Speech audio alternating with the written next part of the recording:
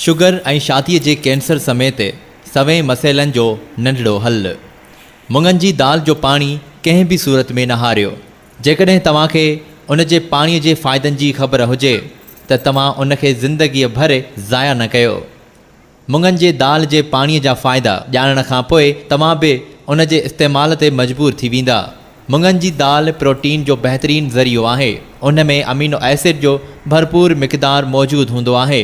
इहा ताक़तवर free radical fighting anti oxidants सां मालामाल हूंदी आहे। उन खां सवाइ मुङनि जी दाल कार्बोहाइड्रेट जो बि हिकु बहितरीनु ज़रियो आहे ऐं potassium, magnesium, folate, zinc, iron, vitamins ऐं फाइबर फ़राहम कंदी आहे।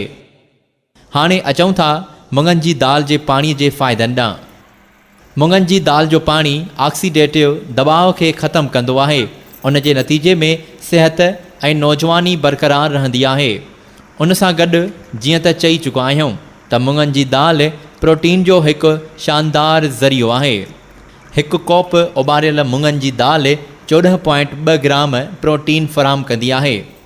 तहक़ीक़ में इहा ॻाल्हि साम्हूं आई आहे त मुङनि जी दाल जो पाणी ब्लड प्रेशर खे सुठे तरीक़े सां घटाइण ऐं नॉर्मल रखण में मदद कंदो आहे।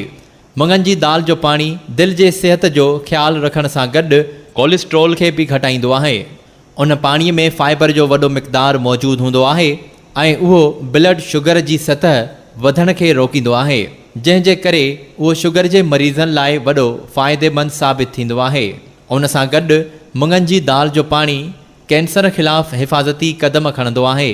हफ़्ते में 3 भेरा मुङनि जी दाल जो पाणी इस्तेमालु करण सां छातीअ जे कैंसर जे ख़तरनि खे घटाए सघिजे थो। न रुॻो एतिरो पर मुङनि जी दाल जो पाणी इस्तेमालु करण सां वज़न बि घटिबो आहे ऐं जिस्म जी वाधू चर्बी ॻरी ख़तमु थी वेंदी आहे। पाणीअ खे इस्तेमालु करण जो तरीक़ो: मुङनि जी दाल खे धोई साफ़ करे 4 कलाकनि ताईं पिसाए रखो।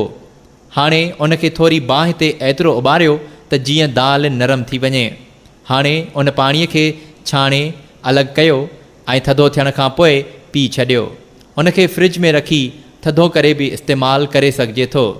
हाणे उॿरियल दाल खे फ्राई पान या कंहिं देगिड़ीअ में विझी उन में गीह, जीरो, लूणु, ॻाढ़ा ऐं कारा मिर्च, सावा धाणा विझी पचायो ऐं आख़िर में उन दाल खे मानीअ सां खाई छॾियो।